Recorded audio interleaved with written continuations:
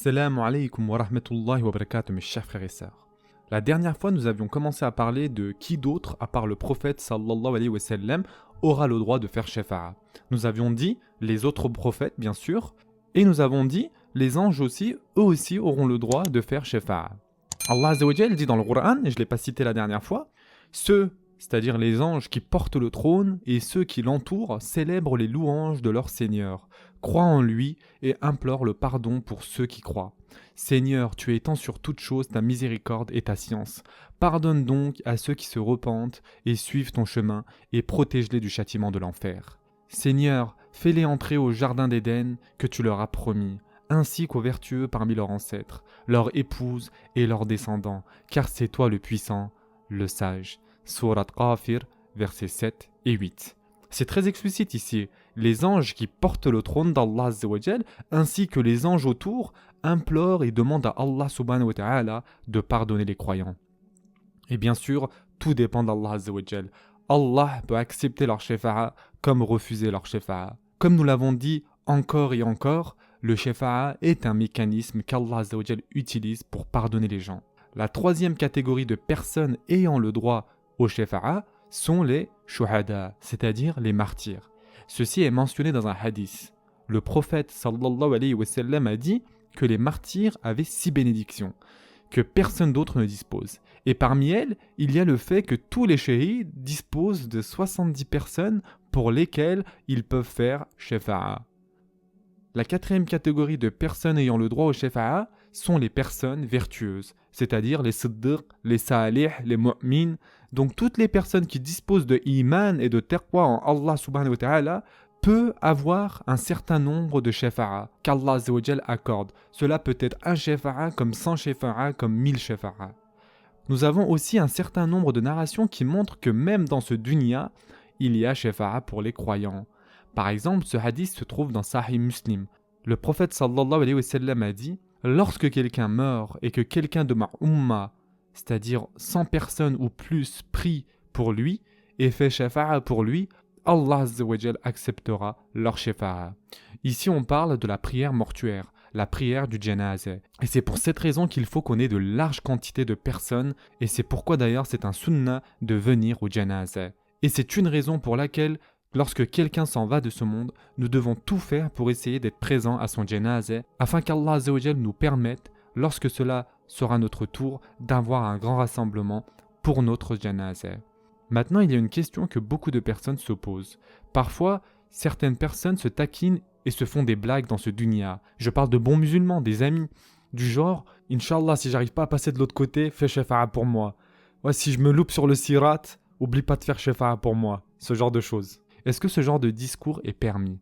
Est-ce que c'est correct de faire ce genre de discours? Il est clair que lorsqu'il y a ce genre de blague, personne n'est sérieux. C'est juste pour taquiner, car personne n'a le haqq de demander quoi que ce soit à Allah Azza wa Jal. Bien sûr, Allahu a'lam, mais il semblerait qu'il n'y ait aucun mal à faire ce genre de blague. La cinquième catégorie de personnes qui ont le droit de faire shafa'a le jour du jugement sont les enfants. C'est-à-dire les enfants qui sont morts durant leur enfance et dont les parents sont restés patients. Ces enfants dont les parents ont réussi à rester calmes après ceci, car comme vous le savez, une des pires choses qui peut arriver dans ce dunya est de perdre un enfant.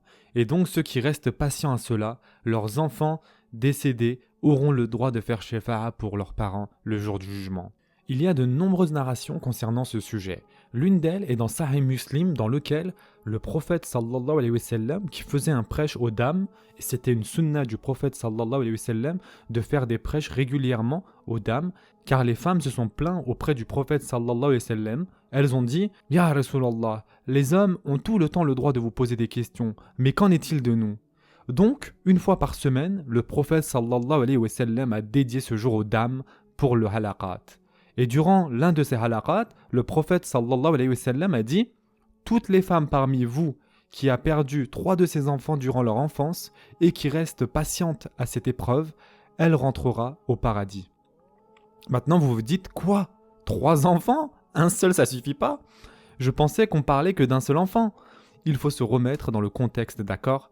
À cette époque, la mortalité infantile était quelque chose de très répandu. D'après les différentes recherches sur cette période, un enfant sur 3 mourait avant d'atteindre l'âge de 2 ans, ce qui nous fait un taux de mortalité infantile de 33%. Et on remercie Allah Azza wa Jal qu'à l'heure actuelle, le taux de mortalité infantile correspond à moins de 1%. Donc à cette époque, une femme qui perd 3 de ses enfants, ce n'est pas quelque chose de très rare, étant donné qu'elles avaient une grossesse tous les 2-3 ans.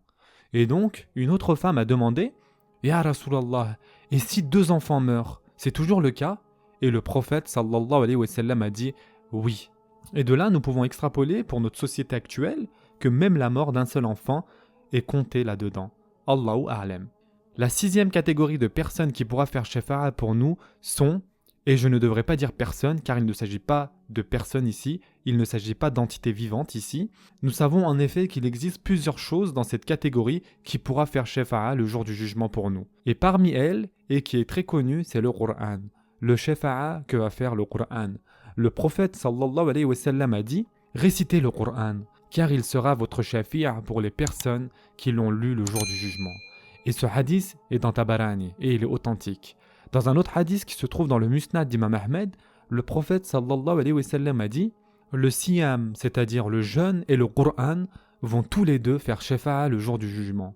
Le siyam dira « Oh Allah, je l'ai empêché de boire et manger durant la journée. » Et le Qur'an dira « Oh Allah, je l'ai empêché de dormir la nuit. » Et ces deux choses, le siyam et le Qur'an, va faire donc shafa'a et Allah Azza wa Jal va accepter leur shafa'a. Et de là, on peut extrapoler et dire que toutes les bonnes actions ont potentiellement la chance de faire shafa'a pour nous le jour du jugement, Inch'Allah. Avec ceci, nous avons terminé donc le concept de shafa'a qui prendra place le jour du jugement. On a fait plusieurs épisodes là-dessus et on est bien rentré dans les détails. La prochaine fois, nous parlerons de l'arrivée d'Allah subhanahu wa ta'ala avec ses anges le jour du jugement, Inch'Allah. Prenez soin de vous, mes chers frères et sœurs, et à très prochainement, Inch'Allah.